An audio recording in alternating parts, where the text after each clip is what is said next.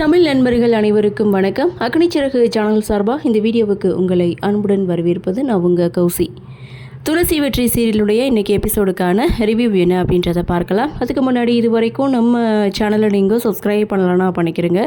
கூடவே இருக்க பெல் ஐக்கானையும் கிளிக் பண்ணி அதில் ஆல் அப்படின்ற ஆப்ஷனையும் கிளிக் பண்ணிக்கிறங்க. அப்போ தான் நான் போடக்கூடிய வீடியோ உங்களுக்கு உடனுக்குடன் நோட்டிஃபிகேஷனாக வரும்.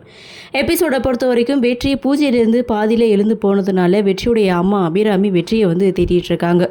குடும்பம் தான் ஃபஸ்ட்டு, அதுக்கப்புறம் தான் மற்றவங்க அப்படின்னு சொல்லி வெற்றிக்கு அட்வைஸ் பண்ணுறாங்க.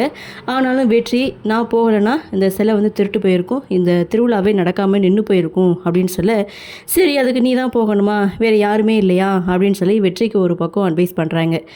அடுத்த சீனை பொறுத்த வரைக்கும் மோனிகா துளசியை பற்றி தவறாக இங்கே வெற்றியுடைய அம்மா அபிராமி கிட்ட சொல்லிட்டு இருக்காங்க. அதாவது துளசியுடைய ஜாதகத்தை பற்றியும் அவங்களுடைய ராசியை பற்றியும், துளசியுடைய ஜாதக ராசினால தான் அவங்க அப்பா இன்னொரு வரைக்கும் முன்னேற முடியாமல் இருந்த இடத்துல இருந்துட்டு இருக்காங்க அப்படின்ற மாதிரியும் வெற்றியுடைய அம்மா கிட்ட ஏதோ சொல்லிகிட்டு இருக்காங்க.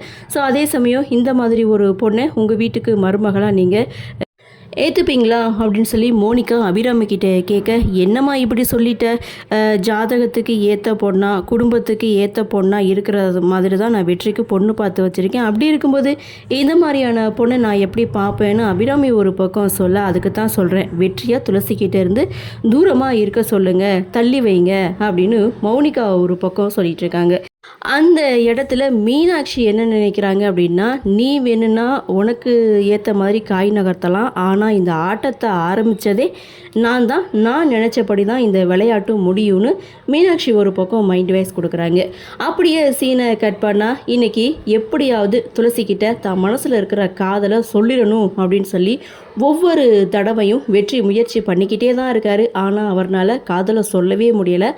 இதை நினச்சி தனியாக உட்காந்துட்டு இருக்க வெற்றிக்கிட்ட மீனாட்சி துளசிக்கிட்ட காதலை சொல்லிட்டியா வெற்றி, துளசி ஓகே சொல்லிட்டாளான்னு சொல்லி ரொம்ப சந்தோஷமாக கேட்குறாங்க. அப்போ தான் காதலையும் சொல்லலை அப்படின்றத வெற்றி தன்னுடைய அண்ணிக்கிட்ட சொல்லும்போது, அப்போது துளசியோட மனசுலையும் காதல் இருக்க தான் செய்யுது. ஏன்னா அவள் உன்னை ஜாடையாக பார்க்குறா, நீ பார்க்காதப்போ ஒன்று ரசித்து ஜாட கண்ணால் பார்த்துட்ருக்கா, இதுக்கு பேர் என்ன, காதல் தானே அப்படின்ற மாதிரி இங்கே மீனாட்சி ஒரு பக்கம் வெற்றியை தூண்டி விட்டுட்டே இருக்காங்க. ஸோ இன்னொரு பக்கம் அப்படின்னு பார்க்கும்போது அஞ்சலியுடைய கண்ணில் படக்கூடாது அப்படின்றதுக்காகவே கவின் ஒரு பக்கம் முகத்தை மறைச்சிட்டு கோவிலை சுற்றி வந்துட்டு இருக்காங்க. ஸோ அதே மாதிரி துளசியுடைய அவங்களுடைய லைஃப் பார்ட்னர், அதாவது அவங்களுக்கு நிச்சயம் பண்ணியிருக்க மாப்பிள்ளையும் கோவிலுக்கு சேர்றாரு.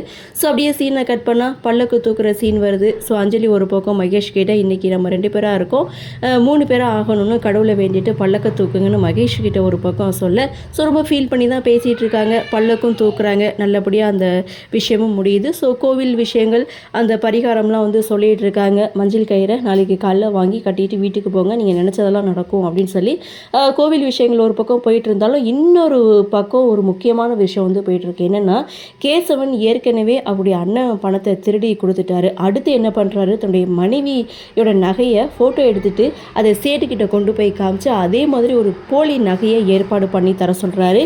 ஸோ அதே பார்க்கும்போது அவருடைய மனைவி நகையையும் இவர் திருட போகிறாரு அப்படின்றது இந்த சீன் மூலமாக சொல்கிறாங்க. ஸோ ஆக மொத்தம் இன்றைக்கி துளசிக்கிட்ட வெற்றி காதலையும் சொல்லலை. அதே சமயம் இன்றைக்கி கவின் அஞ்சலியை பார்க்குறாங்க, அஞ்சலி கவினை பார்க்குறாங்க. ஆனால் அங்கே தான் ட்விஸ்ட்டு. அதாவது அஞ்சலியை தனக்கு தெரியாத மாதிரி மகேஷ் கிட்ட போய் நேராக கவின் பேசுகிறாரு. அஞ்சலி அப்படியே ஷாக் ஆகிட்டே இருக்காங்க.